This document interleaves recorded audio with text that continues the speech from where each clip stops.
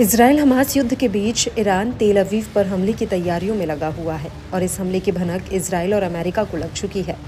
यही वजह है कि अमेरिका ने मिडिल ईस्ट में Abraham Lincoln strike group carrier और गाइडेड मिसाइल सबमरीन को भेज दिया है। लेकिन इन सब के बीच पश्चिमी ईरान में ईरानी सेना ने युद्धाभ्यास शुरू कर दिया है और ये युद्धाभ्यास इस्लामिक रिवॉल्यूशनरी गार्ड कॉर्प्स यानी कि IRGC ने किया है। दरअसल इस्माइल हानिये की हत्या के बाद से इजराइल और ईरान के बीच सीधे युद्ध का खतरा बढ़ता जा रहा है, जिसकी वजह से ये युद्धाभ्यास चल रहा है। और ये युद्धाभ्यास पश्चिमी ईरान के करमानशाह प्रांत में हुआ है और इस युद्धाभ्यास की वजह से इस इलाके में धमाकों की जोरदार आवाजें सुनी गई हैं, जिसकी वजह से स्थानीय लोग खौफ में हैं। और यही वजह है कि मुराद बाबाखानी, जो कि कसरे शिरीन के डिप्टी गवर्नर हैं, उन्होंने 9 अगस्त से 13 अगस्त के बीच IRGC के सैन्याभ्यास करने की पुष्टि की है। उनका कहना है कि युद्ध अभ्यास से स्थानीय लोगों को डरने की जरूरत नहीं है, लेकिन अब सैन्य अभ्यास को लेकर एक सनसनीखेज खुलासा हुआ है। दरअसल एविएशन फील्ड की नॉटम अथॉरिटी ने पायलटों को एक चेतावनी जारी की है, जिसमें उसने कहा है कि 11 से 14 अगस्त तक पायलट ईरान के हमदान के नोजे एयरबेस के आसपास उड़ान भरने से बचे।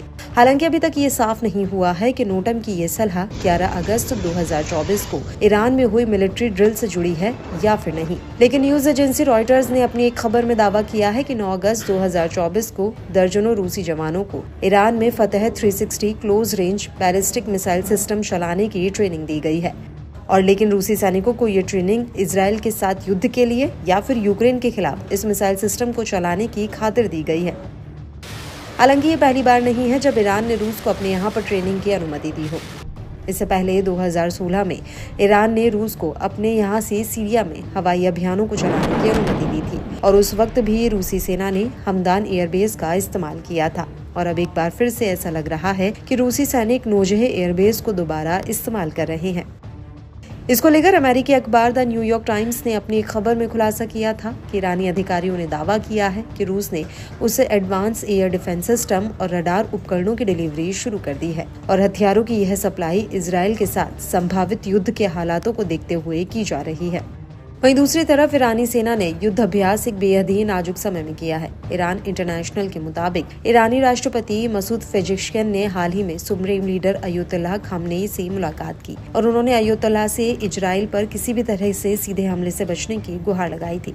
पेजेश्कियान ने कथित रूप से खामनेई से कहा कि इजराइल पर इस तरह का कोई भी हमला उसे जवाबी कार्रवाई के लिए उकसा सकता है और इजराइल ईरान के अहम और महत्वपूर्ण ढांचों और ऊर्जा संसाधनों को निशाना बना सकता है।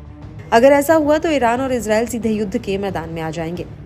पेजेश्कियान का कहना है कि ईरानी अर्थव्यवस्था इन दिनों काफी कमजोर है और अगर ऐसे समय में इजराइल और ईरान का युद्ध हुआ तो सुप्रीम लीडर का शासन धराशायी हो सकता है। हालांकि ईरान को रोकने के लिए उसके ऊपर अंतर्राष्ट्रीय दबाव भी डाला गया था।